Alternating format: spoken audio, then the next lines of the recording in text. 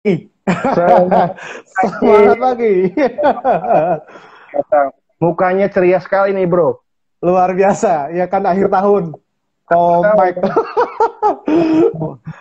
biasa Awal luar biasa. tahun, akhir tahun, tengah tahun, setiap hari, setiap bulan harus tetap ceria, semangat, Wah, antusias. di belakang Anda ini sudah ada pernak-pernik Christmas nih ya, sudah Yoi, siap. siap Luar kok. biasa. Oke, oke, oke. Teman-teman, sekali lagi ini brother kita namanya Bro Ruli Silalahi. Wah, Silalahi Yes, udah nama marga yang sudah sangat kuat ya, udah besar di daerah Sumatera yes. sana. Pasti orang Wah, Jawa luar ya kok. biasa. Saya orang Jawa sih. Oke, oke. Nah, teman-teman, selamat bergabung, selamat join dengan kita di Yes, program Inspirasi Bareng Sahabat bersama saya ya. Michael. Saya mengundang tamu spesial kita namanya Bro Ruli. Oke, Terima kasih, Ko Mike, oke. atas undangannya. Yes, yes, yes. Meskipun apa ya namanya ya, tadi saya juga agak buru-buru, tetap kita sempatkan. Untung nggak, kondisi sekarang emang udah macet banget, udah normal ya. Sudah Sepertinya normal ya. udah kayaknya ya udah berjalan normal meskipun dengan protokol kesehatan, tapi tetap Mhm. aktivitas itu udah saya rasakan tuh sudah normal. Jadi artinya udah macet Hmm. tuh udah di mana-mana. Itu Sudah di tandanya mana-mana. bahwa udah berjalan dengan normal sih. Semoga ini Yes, tetap yes. baik. Oke, Amin, nah, amin.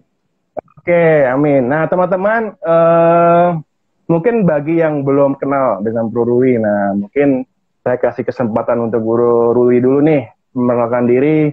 Siapa sih Bro Ruli? Gitu kan. Aktivitasnya apa sih? Oh, ini Iya. orang ini yang ganteng, udah punya keluarga yang harmonis. Wah, boleh nih. Bisa diinformasikan perkenalkan diri dulu nih Bro Ruli. Baik, baik. Terima Oke, kasih buat Ko Michael ya, Arfandi yang sudah mengundang saya. Terima kasih. Selamat malam teman-teman, rekan-rekan sekalian. Saya sangat terhormat sekali. Ini ada sebuah kehormatan untuk saya bisa berbicara, sharing lah bareng dengan Ko Michael gitu ya. Dia adalah sahabat saya yang luar biasa.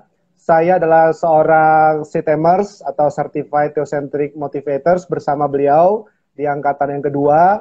Bersama-sama kami belajar bersama dengan master teacher kita Pak Eloy Jalhu, dan saya masih tetap sebagai profesional, terus juga masih memberikan apa namanya training-training buat beberapa perusahaan, dan saya juga sering memberikan quotes atau inspirasi buat teman-teman milenial, anak muda, profesional di Instagram saya Ruli_Silalahi. Dan sekali lagi saya sangat mengenal Ko Michael ini adalah seorang entrepreneur yang luar biasa, dan dia banyak juga menginspirasi dengan kehidupan dia, bisnisnya, dan training-training atau insight-insight yang dia taruh, yang dia lekatkan di Instagram dia. Demikian, dan saya sudah menikah dengan satu istri, satu-satunya seumur hidup, dan dua orang putri. Demikian, cukup ya, Komek. jadi masih diharap Bro Ruli masih single, udah ini ya, udah gugur ya. Jadi kita tinggal ambil insight atau nilai-nilai positif dari Bro Ruli. Setuju ya Siap. teman-teman. Nah Bro Ruli tadi kan ada bicara mengenai pengenalan sebagai profesional. Kalau boleh tahu apa sih bro, profesional di bidang apa sih? Baik, thank you Ko Michael. Nah, saya bergerak di bidang packaging, rekan-rekan, dan Ko Mike. Saya sebagai marketing eksekutif di sebuah perusahaan yang multinasional di Indonesia dan di Jakarta Selatan. Oke, oke, oke. Oh di Yes, bidang farmasi ya, betul, untuk betul, packaging farmasi betul. ya. Oke, oke, oke, luar biasa. Mungkin secara singkat nih, dengan kondisi saat ini masih bergejolak bagus atau sebaliknya nih, bro? Oh iya, saya ini bicara tentang kondisi overall Indonesia dan sekeliling kita ya, Ko Michael ya. Saya Ya, melihat bahwa orang-orang itu atau kita orang Indonesia itu semuanya adalah orang yang positif ya. Saya melihat geliatnya sekarang itu sudah merasa bahwa keadaan pandemi ini adalah sebuah hal yang tidak bisa dipisahkan dari kehidupan kita. Jadi orang dengan kondisi seperti ini tetap berusaha berjuang untuk bisa sukses, untuk bisa mencapai target-targetnya. Bayangkan dari sejak bulan Maret kita di lock apa bukan PSBB begitu ya. Ya. ada protokol kesehatan begitu ketat sana sini, dan saya bersyukur orang-orang Indonesia itu banyak ya mulai bisa bersahabat dengan keadaan dan tidak Oke. apa namanya ya tidak pasrah, tapi semua berjuang. Bayangkan hari ini aja seperti kau Mike bilang sudah mulai padat dan sudah mulai orang merasa ya harus aktivitas dengan tetap Betul. protokol kesehatan tentu ya. Begitu, Oke. Michael. Wow, wow, wow, luar biasa. Sekali lagi angkat 2 jempol nih buat Bro Ruli. Oke. Oke, teman-teman. Wah, ini saya sambut dulu nih yang baru join. Ada Oh, oke. Kita sambut Vikia dulu. Audio. Oke, Selamat ada malam. Itu dokter Pratino. juga udah ada join. Dokter Oh Henry. iya. Selamat malam dokter. Iya, iya. Luar biasa. Senang sekali ya dikunjungi. Langsung dari Bangka Belitung. Betul, betul. Oke, ada Awati, ada P. Hari Standio. Oke. Ya, Pak Hari, Oke. selamat malam. Oke, teman-teman.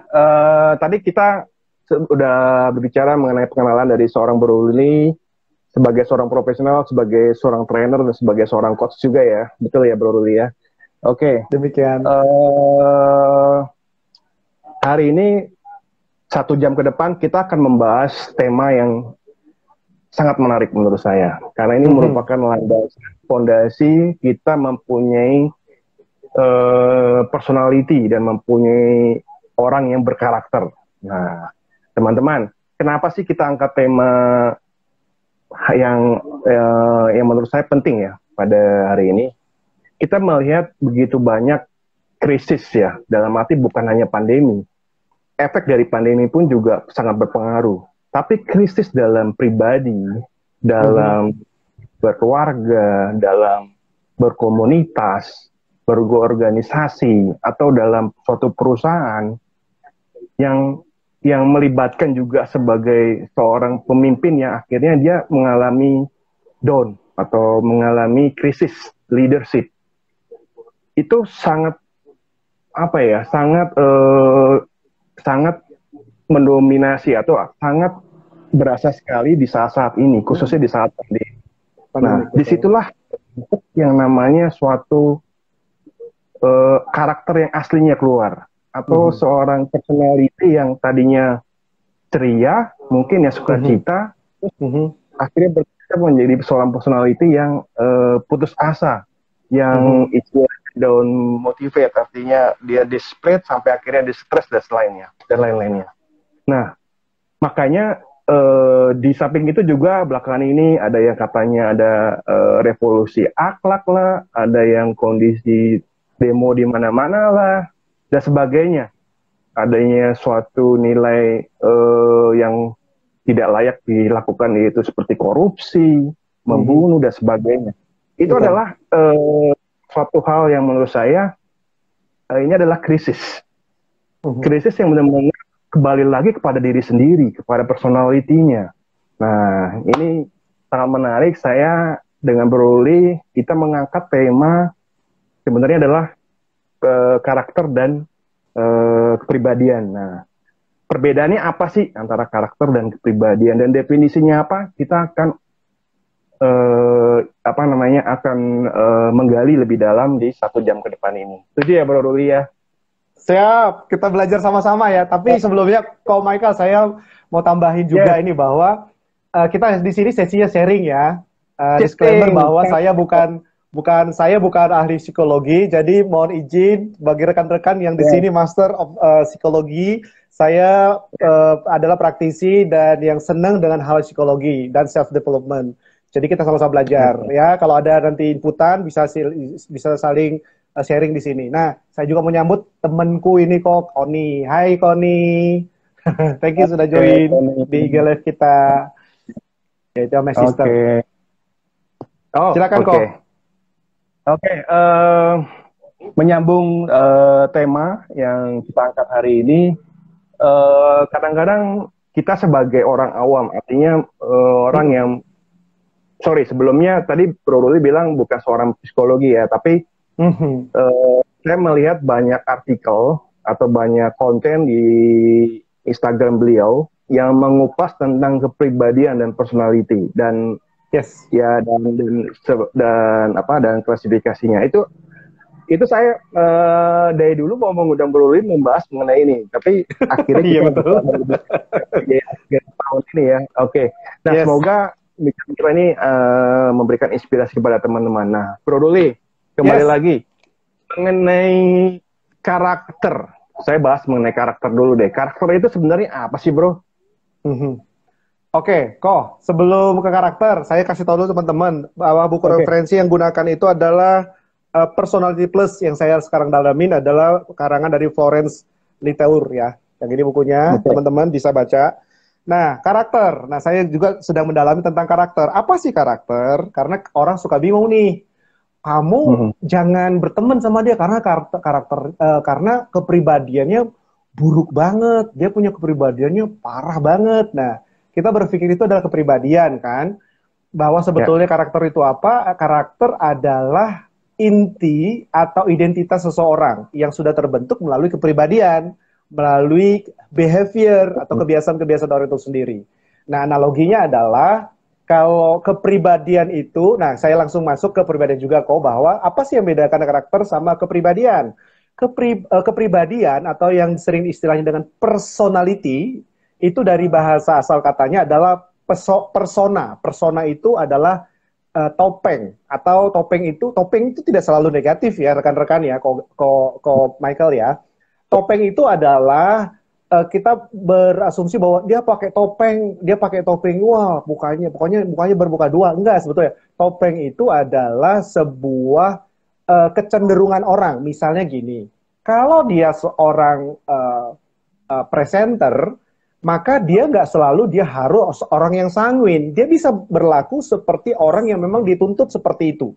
Nah, personality adalah kecenderungan orang akan menyesuaikan di mana dia ditaruh, ditempatkan. Jadi, kalau karakter itu aslinya yang tadi sudah disinggung sebetulnya sama Michael ya, bagus banget.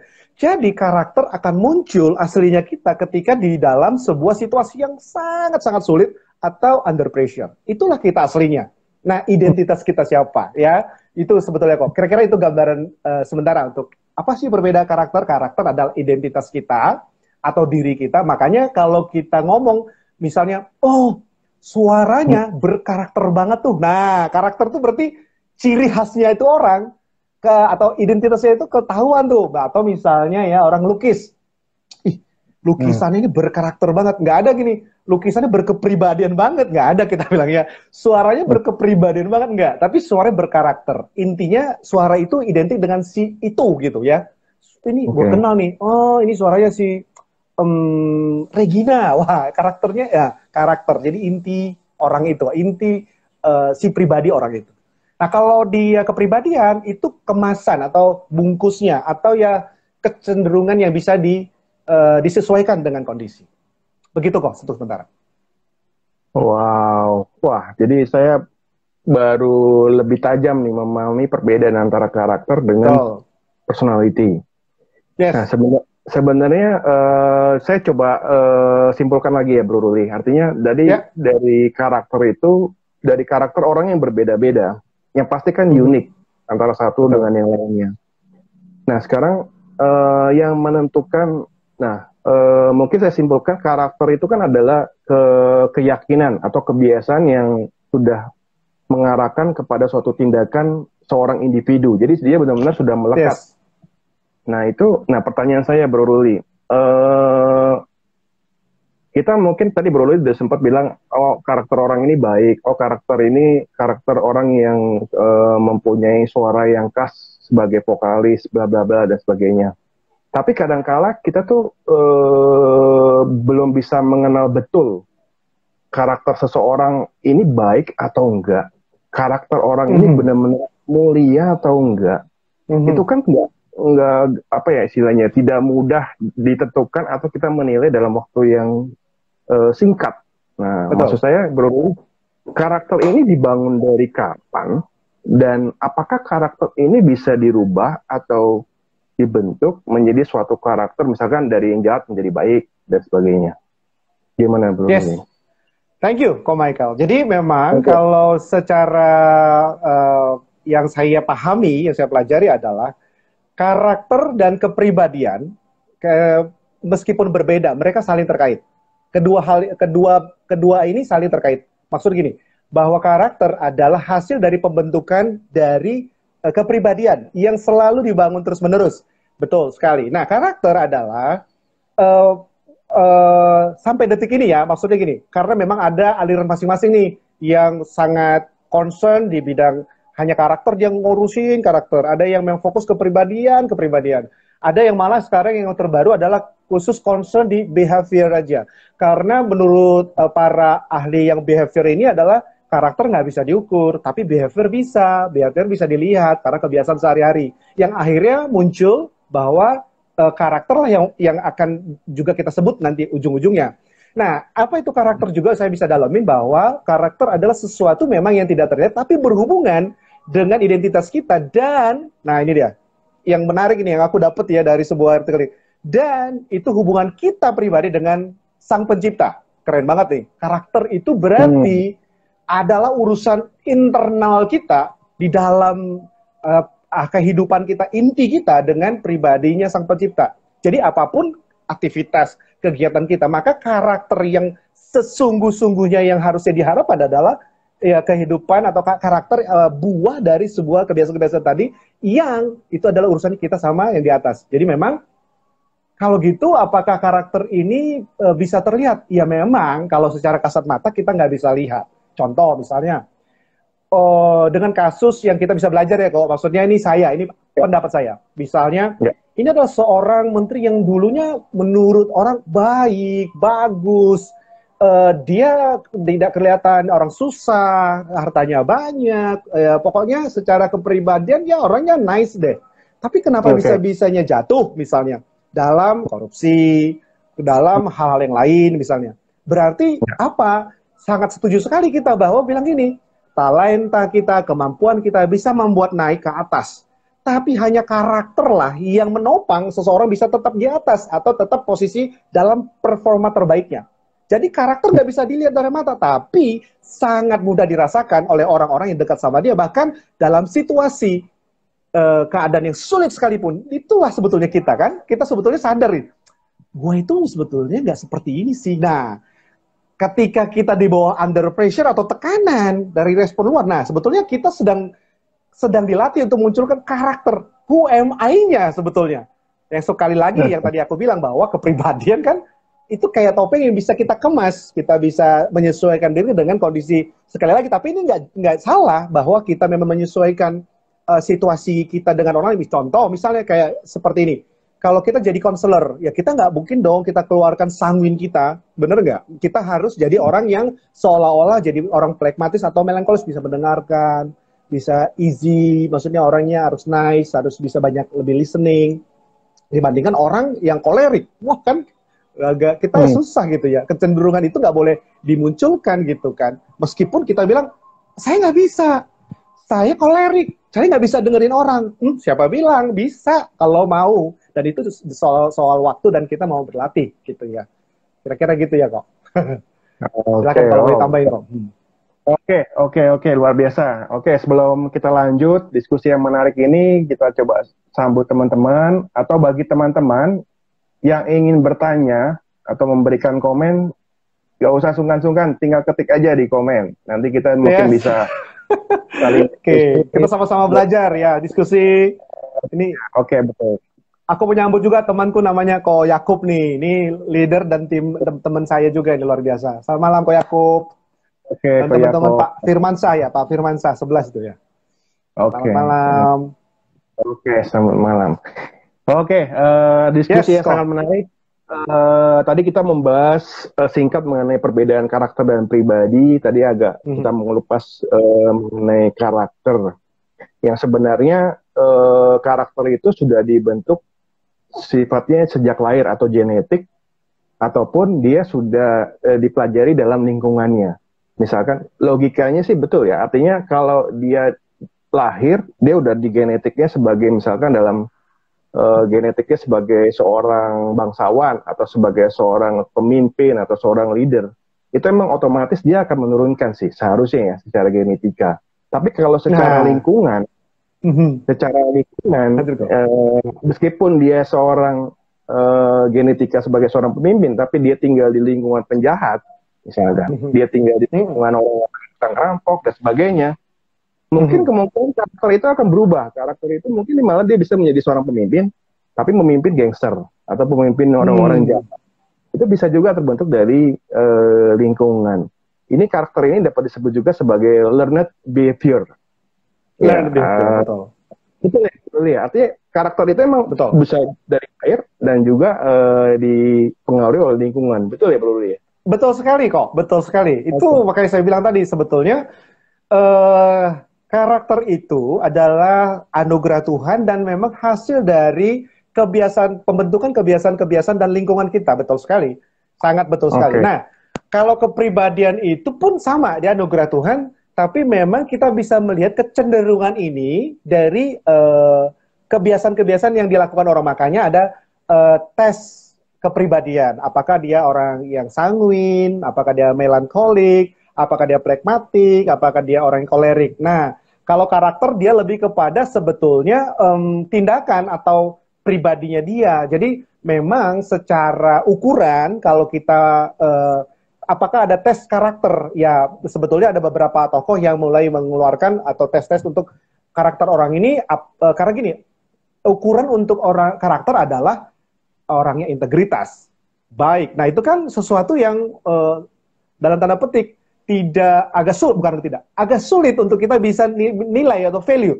Oh integritasnya 10, integritasnya 1, nggak ada. Karena integritasnya integritas, karena memang dia bulat, maksudnya utuh. Jadi nggak ada integritas yang setengah, integritas yang full, nggak ada. Ya kan? Kalau yang baik, mana ada baik yang setengah. Baik itu ya baik full. Tulus ya tulus, nggak ada yang setengah tulus. Kalau karakter. Jadi kalau kepribadian itu masih bisa kita ukur dengan apa yang dilakukannya sehari-hari, kebiasaan-kebiasaan yang sudah dia lakukan, maka karakter pun sebetulnya itu adalah hal yang bisa diukur. Siapa yang bisa mengukur? Diri dia dengan Tuhan dan orang lain seharusnya sih bisa rasain, dia baik banget. Suami dengan istri, istri dengan suami, dengan anak, pastilah di situ kita bisa lihat ketulusan pasangan kita, ketulusan dari orang tua kita dengan kita. Seperti itu kok, kira-kira. Oke, menyambung tadi dengan panjang. Poin paling penting itu karakter ini. Sebenarnya kalau dari pengalaman saya ya, bicara mengenai karakter. Dulu saya di dunia profesional sebagai kredit analis, hampir 10 tahun lebih. Alat ukurnya ini secara karakter emang belum ada, artinya nggak jelas, artinya benar-benar bias.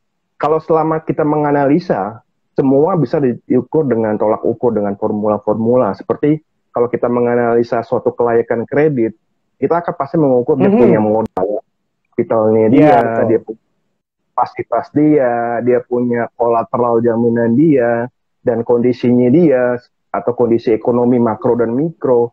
Dan yang terakhir ini adalah karakter. Kita selalu dipertanyakan masalah karakter. Sebagai seorang analisa kredit, bicara mengenai approval atau rekomendasi, yang paling ini adalah komponen di karakter. Betul sekali. Betul sekali. Loh, kita mengintrospeksi aja, misalkan saya dengan istri saya, atau mungkin saya dengan sahabat saya, mungkin saya belum bisa 100% tahu loh karakter full, udah sekian lama dia bersama. Apalagi yang baru kenal 5 menit. Mungkin saya bicara sama Bro Ruli, saya nggak tahu loh karakter Bro Ruli sebenarnya seperti apa. Karena kita belum, ukurannya nggak ada. Nah, solusinya apa? Ya kita hanya bisa bicara mengenai checking, mengenai dari informasi dari orang lain, dari komunitasnya atau dari asosiasinya. Kita mengecek dari situ simpelnya. Rekodnya gimana sih? Rekodnya bagus, orang ini baik. Nah, kita hanya bisa melihat karakter dia baik atau enggak justru dari pihak lain ya, pihak ketiga. Nah, itu yang kadang-kala ya inilah yang perlu terus kita pelajari. Ini menarik sekali. Benar banget. Betul ya, Bro. Jadi betul. Aku itu menarik. Selamat malam, Bu Kepala Sekolah, Bu Kepsek, kita sudah datang. Tetap semangat menginspirasi Indonesia. Yes, kita akan terus menginspirasi Indonesia.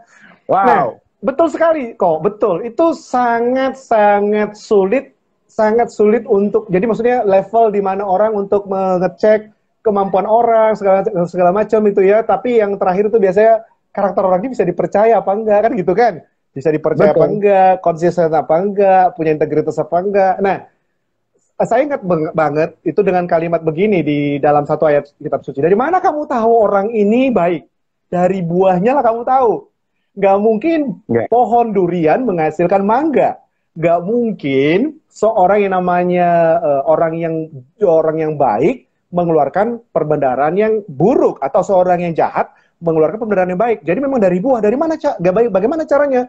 Bagi rekan-rekan nih yang sebagai auditor, yang sebagai tim approval, apa biasanya kalau kita mau KPR itu ya biasa ada tim audit atau tim surveyor misalnya. Ya, salah satunya yang dilakukan untuk fact finding adalah cari tahu dari keluarga-keluarganya atau dari histori bagaimana dia waktu berhubungan sama bank yang lain. Bener kan kok? Jadi apakah dia bagus dalam pembayaran, terus apakah dia bagus dalam di hubungan suami istrinya, baik apa enggak, anak-anaknya bagaimana, tetangga-tetangganya menilai orang ini bener nggak dia punya tinggal di ini rumah di beliau apa enggak, atau misalnya pembayaran listriknya rutin apa enggak, segala macam ya kan. Jadi justru kalau menilai karakter adalah dari apa yang sudah terjadi dan apa yang dirasain oleh orang lain. Tapi kalau kepribadian itu cenderung apa yang dilakukan ya dengan pribadinya dia sendiri. Artinya gini, tanpa orang lain tahu, tanpa orang lain kita tanya, dia bisa menampilkan kepribadiannya. Sehingga kita bisa ngetes, orang ini rame banget ya. Ini orang sanguin nih. Ya, jadi sangat bisa mudah kita menebak orang, kepribadian orang dengan cara melihat packaging luarnya. Karena memang persona itu memang bisa sangat mudah dilatih dan bisa dilihat visualnya. Orang pendiam, oh orang melankolis, oh orang plekmatis nih. Tapi orangnya rapi, oh iya melankolik. Wah ini orangnya nggak bisa diajak main-main nih, orangnya serius banget, keras banget, tegas banget. Dia kalau ngomong langsung nunjuk-nunjuk, kalau dia kasih visi, dia merintah. Wah, kita tahu leadership itu kan orang koleris. Sangat mudah dengan begitu. Tapi kan kita nggak tahu orang ini jujur nggak ya, integritas nggak ya, orang ini bisa dipercaya nggak ya. Nah kan itu sulit tuh, nggak bisa langsung secara yang Koko bilang tadi benar. 5 menit nggak bisa, 10 menit ya nggak bisa, 1 hari belum tentu, 1 tahun belum tentu. Karena kita harus lihat perjalanan hidupnya dari sejak dia lahir itu, ya kan. Nah, kok seperti ada pertanyaan tuh kok. Nanti Koko yang jawab. Siapa sih yang diundang? Siapa? Ada yang bertanya tuh kok. Dari Ibu Lisawati. Ya. Apakah karakter bisa berubah apabila menyadari kalau dia bersalah dengan bertobat dari tindakan bersalah itu? Setelah menyadari, menyesal. Nah, apakah karakter itu bisa berubah, bro? Nah, ini dia menarik nih. Karakter bisa berubah nggak ya? Sama seperti pembentukannya, menurut saya pribadi. Pertama, bisa dirubah. Tapi pertanyaannya, bagaimana dia dirubah? Kalau pertanyaannya bisa dirubah, ya bisa. Bisa sekali dirubah. Nah, pertanyaan kedua selanjutnya adalah, bagaimana dia bisa berubah? Nah, saya yakin sekali bahwa setiap orang sebetulnya menginginkan di hati nuraninya paling dalam. Aku pribadi ya, kita sebagai setemers ya kok, maksudnya sebagai theocentric motivators, kita diajarkan bahwa Tuhan adalah pusat segala-galanya. Kalau Tuhan pusat segala-galanya, maka sebetulnya di dalam setiap diri kita sebagai ciptaan yang maha kuasa, ciptaan Tuhan, berarti ada satu bagian arena atau area di dalam atau ruang dalam hati kita yang sadar betul yang kita lakukan ini benar atau salah, baik atau buruk. Kehidupan kita itu ada satu bagian yang sebetulnya itu nggak bisa diisi oleh diri kita, hanya Tuhan yang bisa. Sehingga saya yakin bahwa kehidupan atau karakter kita bisa dirubah. Ya siapa? Bagaimana caranya? Hanya kedekatan kita dengan Tuhan dan keseriusan kita untuk mau mengikuti apa yang menjadi kemauan Dia dalam hidup kita. Kira-kira begitu kok. Iya, karena memang kehidupan karakter nggak bisa dipisahkan. Tadi aku bilang dari awal-awal pengantar. Karena karakter itu adalah sesuatu yang sangat jarang, amat sangat jarang dan sulit untuk kita lihat secara di permukaan orang lain. Itu sangat mudah dilihat di dalam kehidupan kita pribadi dengan Tuhan. Itu sangat long term dan kekal. Itulah yang membawa kita, kalaupun bicara tentang kesuksesan, persona kita, kepribadian kita, talenta kita, ya skill kita, semua hal yang kita punya ya, pengetahuan kita, networking kita, bisa membuat kita naik ke dalam puncak sukses. Tapi yang membuat itu bertahan hanya satu, yaitu karakter, nggak ada yang lain. Orang bisa punya duit banyak, jadi orang kaya, menjadi pengusaha sukses, akhirnya jatuh. Sebetulnya satu yang membuatnya, berarti dia karakternya sangat ya sangat rapuh dan nggak kuat. Berarti karakter yang kita tadi sedang kita bicarakan ini, dia nggak punya fondasi karakter yang kuat sekali gitu ya. Gitu kok kira-kira. Wow, Jadi wow. jawabannya bisa berubah, bisa berubah. Meskipun susah, sangat tapi tetap bisa berubah. Bisa berubah. Mungkin analoginya bicara mengenai karakter, kalau saya menganalogikan itu adalah sebuah pisau. Betul sekali. Pisau itu bisa menjadi tajam, bisa menjadi pukul, di mana pisau itu terbuat tetap yang namanya dari baja atau besi atau kuat dan lain-lain. Dengan adanya pembentukan, pengasahan, penajaman, itu akan menentukan apakah dia mau berubah, apa dia mau tumpul atau mau tajam atau berkarat, atau dia mau kilat. Ya, itu yang disebut karakter. Betul ya bro ya? Betul sekali, 100. Udah, langsung wisuda aja deh.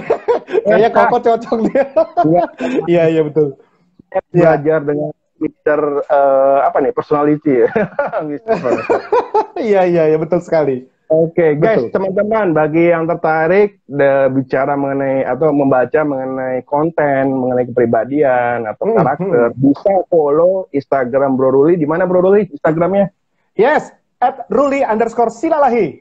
Jangan lupa teman-teman bisa lihat di situ, Ruli_Silalahi, bisa ikutin di situ. Nah, kok mau nambahin lagi? Jadi kalau bicara tentang kita lebih dalam kepribadian, kita itu bisa karena aku belajar gini. Kalau kamu mau bisa belajar mengenali orang lain, karena memang di dalam dunia bisnis, kita kan dalam dunia marketing atau dunia apa saja lah, di dalam dunia bisnis, kita kan belajar untuk bagaimana kita mempelajari kepribadian orang, cara orang menangani orang kan. Nah, lebih dulu sebetulnya dengan kita belajar kepribadian dan karakter ini, kita belajar tentang diri kita dulu, gitu.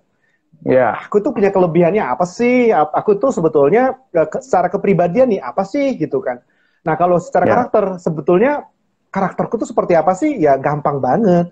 Nanya aja sama istri, kalau menurut kamu aku tuh orangnya jujur gak sih? Ya udah. Istri kita dengan jujur, ya jangan dipaksa atau diancem ya. Maksudnya dalam suasana yang rileks, santai. Kita bisa tanya kok anak kita, menurut kamu papa ini gimana? Papa baik. Papa pelit. Nah, kan kita tahu, karakter, gitu ternyata. Kita bisa sadar betul dengan orang-orang yang di sekeliling kita memberikan itu gitu secara karakter. Tapi secara personality atau kepribadian, kita bisa juga melihat apa yang selama ini kita sukain, yang kita lakukan. Kalau disuruh ngomong aku nggak pinter, tapi kalau dengerin orang aku mau. Aku kalau disuruh bicara depan orang nggak bisa, tapi aku kalau desain, aku nulis, aku dekorasi sesuatu yang yang administrasi, gue seneng banget. Nah, itu kita sebetulnya udah tahu bahwa kita itu ada orang yang melankolik atau kita orang yang kolerik, nggak suka jadi anggota. Kalau suruh siapa yang mau memimpin, kita langsung seolah-olah kayaknya itu semacam kayak semacam trigger atau kayak spontanitas kita. Gue gitu. Jadi berarti kita harus tahu, dia memang leadershipnya kuat, berarti orang kolerik. Kalau disuruh ngelakuin sesuatu, jangan gue yang mimpin deh, tapi gue mau ngerjain. Nah, itu orang apa? Tiba-tiba orang melankolik atau pragmatik, ya kan gitu. Ini siapa yang nanti mau promosiin? Kita nggak tahu nih mau jualan kemana. Saya mau siapa jualan? Nah, biasanya orang-orang sanguin, orang-orang yang pragmatik, yang suka, yang begitu ya.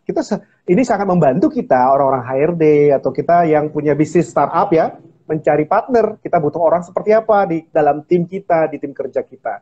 Teman-teman mungkin lagi bergumul, lagi mencari orang-orang yang tepat di dalam komunitas atau organisasi atau tim. Jadi kita harus belajar juga orang-orang yang cocok, yang tepat. Karena the right man and the right place, itu maka organisasi kita akan semakin mantap dan kuat gitu ya.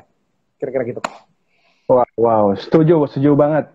Wah, ini sangat menarik ya, teman-teman. Kita akan coba membahas lebih lanjut. Kalau teman-teman nanti ingin bertanya, sekali lagi, ingin memberikan komen, silakan jangan sungkan-sungkan follow Instagram kita, atau ketik di komen ini kita coba nanti akan memberikan jawaban. Oke, lanjut diskusinya nih bro, semakin panas semakin seru. Oke, bro, bicara mengenai kepribadian nih ya, bicara mengenai kepribadian. Kepribadian itu kan jadi kayak apa? Merupakan kombinasi dari sifat-sifat dalam diri seseorang. Yes. Jadi sifat-sifat ini dia mempunyai tujuan untuk mengarahkan bagaimana dia bisa berpikir, berperasaan ketika laku. Tentunya dengan berhubungan dengan lingkungannya itu udah pasti. Nah tadi yang Bro di awal bilang kepribadian kan berasal dari kata pesona ya, yang artinya topeng, ya Bro ya. Jadi namun bukan dia menutupi kepribadian atau menutupi identitas dirinya dengan kepribadian yang pura-pura.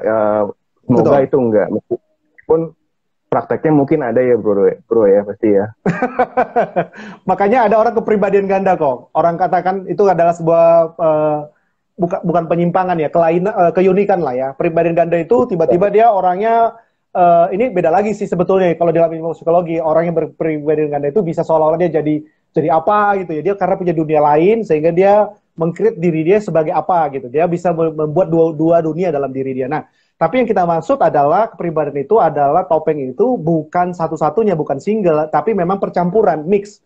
Jadi kalau kita bicara sanguin, apakah dia melankolik? Ada, cuman lebih kecil, nggak dominasi.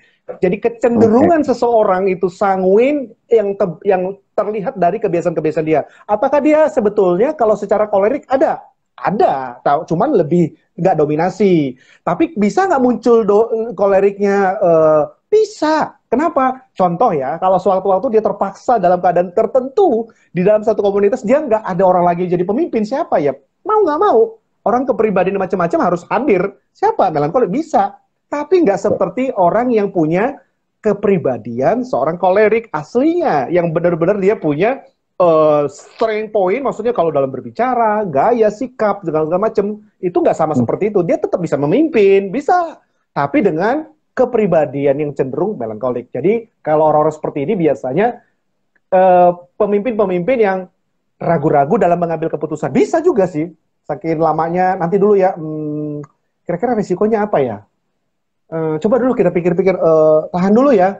Ya nantilah 1 minggu kita pikirkan. Nah, dia pemimpin, dia manajer, dia leader, tapi mengambil keputusan lama, bisa gitu. Dia seorang pemimpin juga. Jadi sangat menolong sekali ketika kita tahu bahwa kepribadian kita itu cocok dengan memang penempatan kita di dalam bidang pekerjaan kita. Kalau enggak, ya itu udah akibatnya akan ada penyesuaian-penyesuaian yang berat bagi seseorang yang ditempatkan pada tempat yang tidak tepat. Seorang yang organisatoris misalnya di belakang office misalnya, urusan keuangan misalnya, kan itu berhubungan dengan pencatatan. Jangan suruh orang sanguin yang terbiasa dengan, sorry to say, aku itu ada orang sanguin kok, orang yang susah untuk bisa detail, tulis, mencatat sampai 1 perak, 2 perak, tulis sampai detail, urut berurut, terus teratur rapi banget, ya jangan suruh.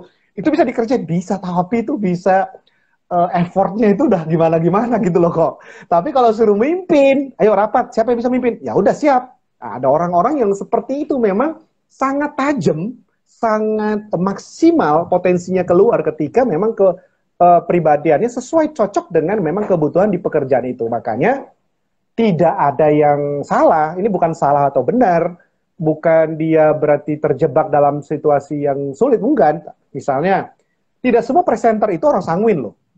Ternyata, kan kita tahu. Kita pikir, oh presenter pasti orangnya rame. Belum tentu. Karena memang tuntutan pekerjaannya secara mungkin akademisnya dia memenuhi standar yang mau semua perusahaan dan dilatih untuk menjadi presenter, akhirnya dia berusaha menyesuaikan diri. Yang akhirnya sebetulnya ketika selesai dari pekerjaannya kok, aslinya keluar. Apa aslinya? Plekmatik. Dia males kalau udah sampai rumah. Nggak suka ngomong sama suami atau sama pasangan, sama anak, ya santai aja. Tapi kalau dia di kantor, mau nggak mau, harus suka nggak suka, sehat nggak sehat, dia harus jadi seorang yang sanguin. Wah, apa kabar semuanya teman-teman, segala macam. Maka kita jangan heran ya, seorang pelawak, seorang stand up komedian misalnya, yang kita lihat seperti sanguin abis, Padahal sebetulnya tidak, karena memang tuntutan pekerjaan. Ada yang seperti itu. Di rumah sebetulnya melankolik habis. Suka merenung, sukanya nyendiri, ya kan? Suka dia, pokoknya ya di rumah ya, itu dia sebetulnya karena tuntutan pekerjaan bisa orang berubah begitu ya. Jadi menyesuaikan, jadi kepribadian itu bisa menyesuaikan dengan pekerjaan atau tuntutan seseorang. Kayak gitu kok kira-kira. Tapi kalau karakter tuh nggak bisa. Karena memang dia single. Maksudnya single itu ya bulat tadi saya bilang tadi bahwa kalau karakter bisa kepribadian ganda dia bilang, tapi kalau karakter nggak bisa. Ya dia akan seperti itu ya tulus, mau di mana saja ya tulus. Kalau dia niatnya jadi makanya kemunafikan itu bukan di ranahnya kepribadian, tapi ranahnya udah karakter sih. Gitu kok. Oke. Kira-kira. Oke. Wah, luar biasa. Nah, teman-teman, saya terlintas nih, kita akan mengadakan satu kuis, satu pertanyaan. Nanti mungkin bagi teman-teman yang berhasil menebak, menjawab, mungkin kita kasih hadiah spesial. Sada, giveaway lah. Nanti kita serahkan kepada yang berhasil menebak. Nah, sebelum kuis, mungkin kita nggak salah menjelaskan. Mungkin tadi teman-teman agak bingung ya istilah melankolis itu apa, koleris itu apa. Kita coba uraikan singkat. Jadi tadi bicara mengenai kepribadian itu berbagai banyak kombinasi sifat-sifat yang ada dalam diri masing-masing manusia. Nah, betul. Kita mengenal, saya ada referensi salah satu buku ya. Silakan. Itu ada istilah yang namanya temperamen. Oh Jadi iya. Betul. Temperamen itu kumpulan sifat sebenarnya diperoleh dari sejak lahir. Nah, menurut Alius Galen, ini dokter di tahun 120-an.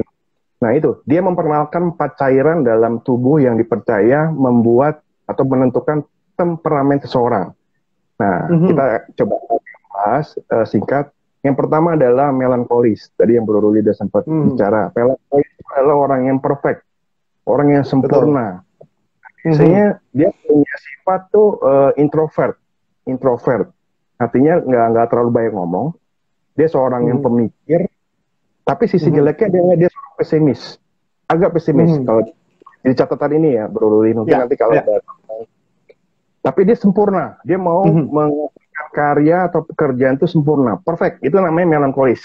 Yes. Nah, yang kedua adalah koleris. Koleris itu atau bahasa Indonesia adalah kuat. Strong. Dia sifatnya adalah extrovert. Artinya dia suka bicara, suka membuat kondisi menjadi rame, dan dia seorang pelaku.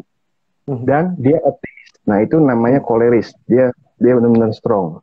Nah, yang ketiga itu ada yang namanya pragmatis, yang tadi Bro bilang. Pragmatis. Dia adalah seorang yang peaceful, orang yang damai. Damai, betul. Jadi dia secara ini sifat dia lebih introvert, lebih tenang. Lalu dia juga pesimis. Jadi dia sebenarnya nggak beda jauh dengan melankolis. Cuma dia lebih mengamati. Kalau tadi melankolis dia lebih memikir bagaimana ya supaya ini sempurna. Tapi kalau pragmatis dia mengamati. Oh, kalau misalkan ada tokoh-tokoh atau guru yang lebih senior atau lebih pintar, dia mengamati terus apa yang dia utarakan sehingga dia pelajari.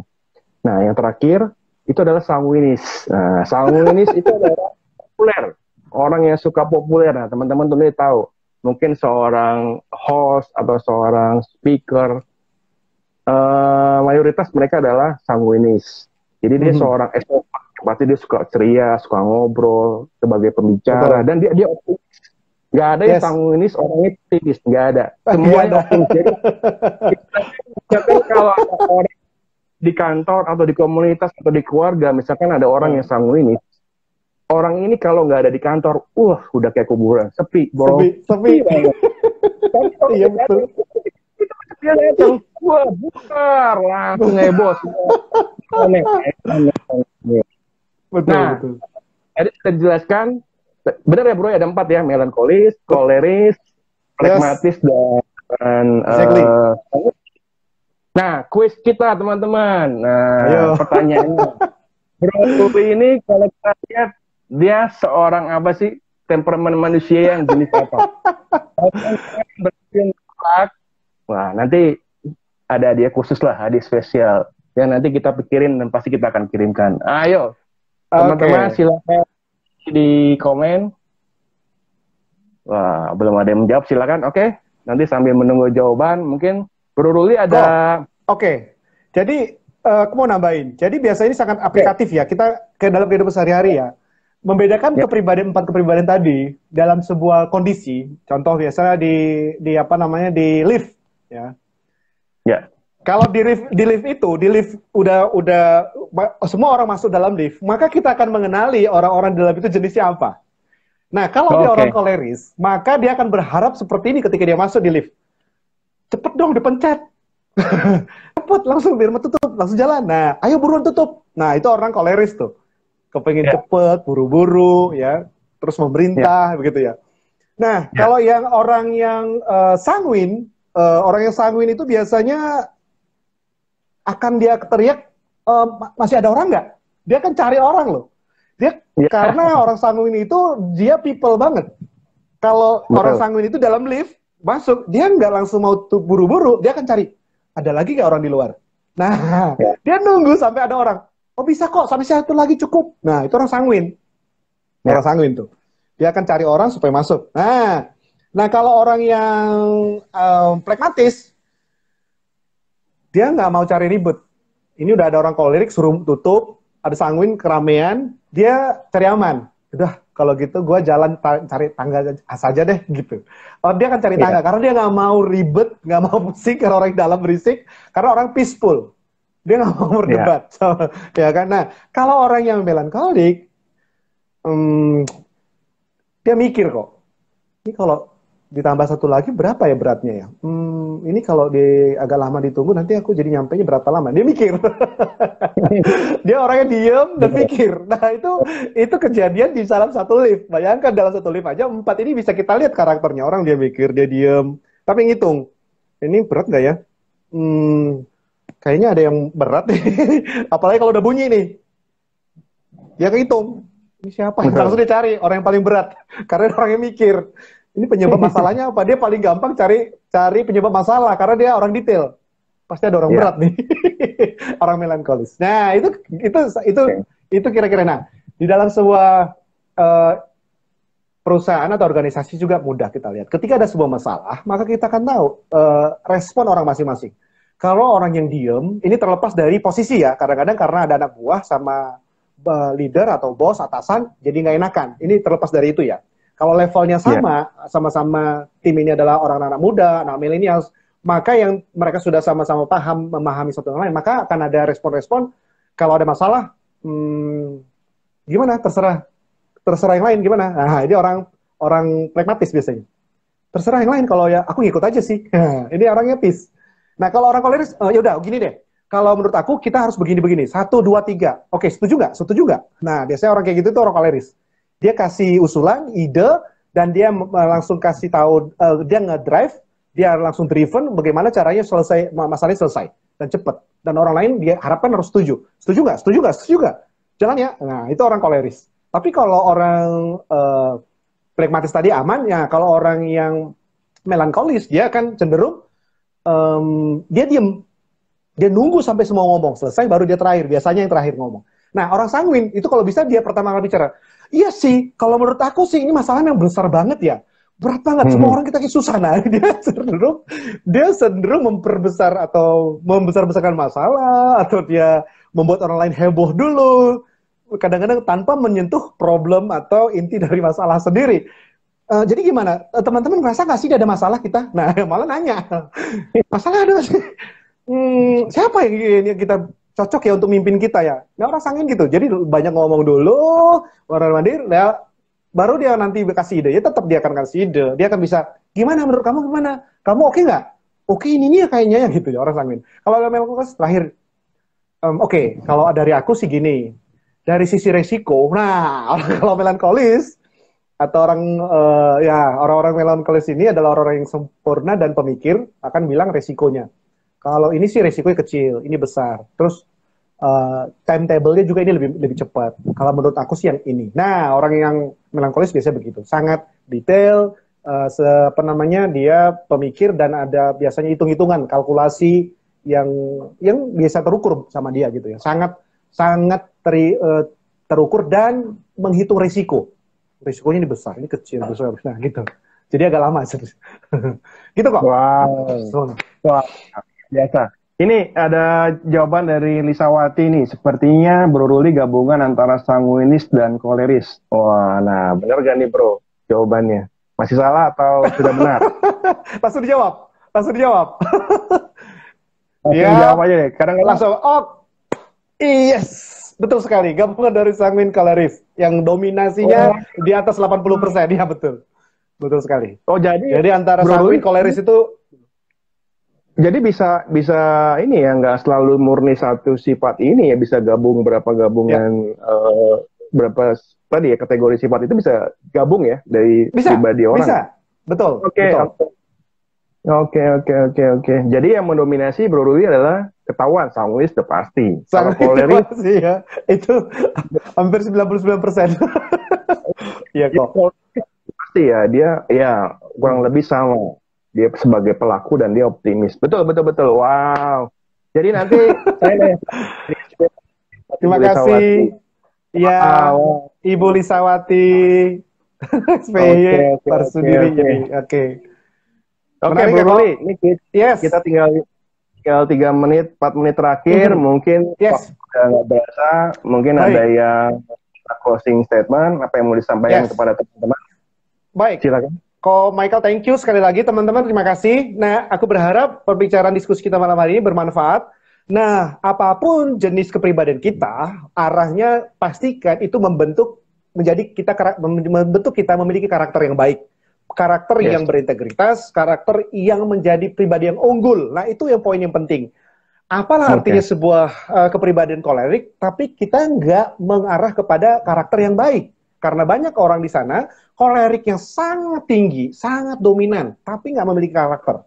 Nah, mari sama-sama pribadi yang sukses di tempat ini, teman-teman yang gabung saat ini, mungkin teman-teman yang melihat nanti di sosmed kita, jadilah pribadi-pribadi yang berkarakter baik, berkarakter bertanggung jawab, berintegritas, berkarakter yang membuat teman-teman di situasi sulit apapun menjadi pribadi yang sukses. Karena sukses bukan soal kepribadian, tapi soal bagaimana teman-teman membangun, membina, mempertahankan, bahkan mempertajam karakter kita.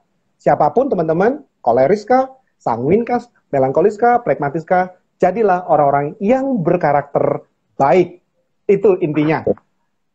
Wow, thank you. Itu luar biasa. Yes. Oke, dari saya terima kasih banget Bro Ruli sudah memberikan inspirasi kepada kita. Yes.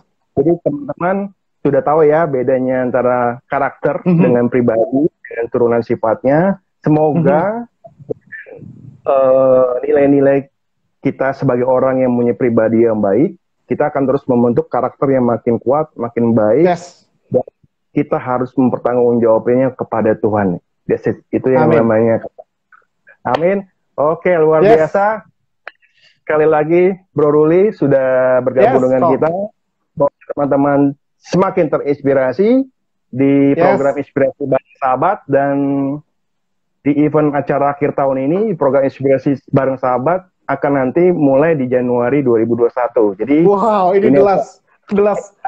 Iya. Ya aja, tapi program Inspirasi Bareng Sahabat. Jadi, kita ngecas dulu ya dengan kegiatan dengan keluarga, dengan merayakan Natal, menuju akhir tahun dan menghadapi awal tahun depan 2021 dengan optimis, dengan kekuatan diri dan optimis dan karakter baik.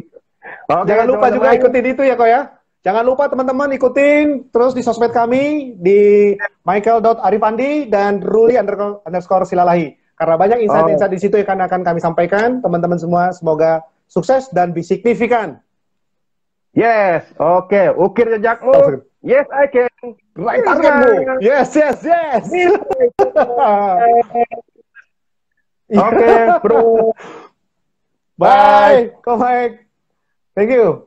God bless. Thank you.